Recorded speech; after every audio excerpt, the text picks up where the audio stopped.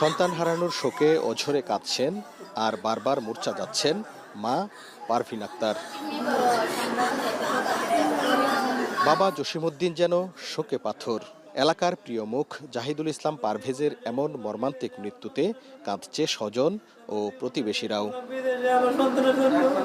মৃত্যুর আগের রাতে মায়ের সাথে ভিডিও কলে শেষ কথা হয় পারভেজের।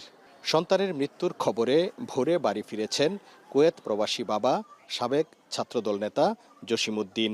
একমাত্র ছেলের এমন মৃত্যুর দৃষ্টান্তমূলক শাস্তির দাবি জানান তারা। আমার সহমায় আলাইতো, আমি বাচ্চা থেকে কি লাভ? আমার সন্তান যদি না থাকে আমি বাচ্চা থেকে কি লাভ? একটা হাত তো ভেঙে দিত, দুইটা হাত তো ভেঙে দিত। খালি মুক্ত আমার সাথে কথা বললে আমার আব্বা করে ডাক দিত, আমি আব্বা ডাকটা শুনতাম। আমার সন্তান, আমার যারা আমার সন্তানকে হত্যা করছে, আমার ছেলেকে হত্যা করছে, তাদের আমি দৃষ্টান্তমূলক শাস্তি চাই। আমার কি অপরাধ? আমার বুদ্ধের মারছে, এখন আমার সামনে আনো।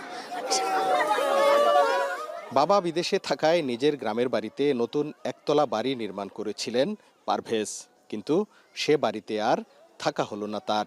ছাত্রদল কর্মী পারভেজের মৃত্যুর খবরে ভালুকার বিরুনিয়া ইউনিয়নের কাইচান গ্রামে ভিড় করেছেন বিভিন্ন শ্রেণী পেশার মানুষ।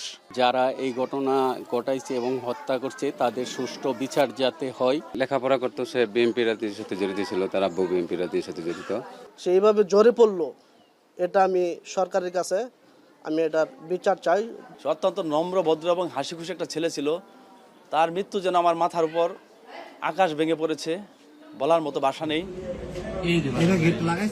প্রাইমেশিয়া বিশ্ববিদ্যালয়ের টেক্সটাইল বিভাগের ষষ্ঠ সেমিস্টারের শিক্ষার্থী ছিল পারভেজ। শনিবার বিকেলে রাজধানীর বনানীতে বিশ্ববিদ্যালয়ের সামনে তাকে প্রকাশ্যে ছুরিকাঘাত করে হত্যা করে দুর্বৃত্তরা। হারুনুর রশিদ, এখন, ময়মনসিংহ।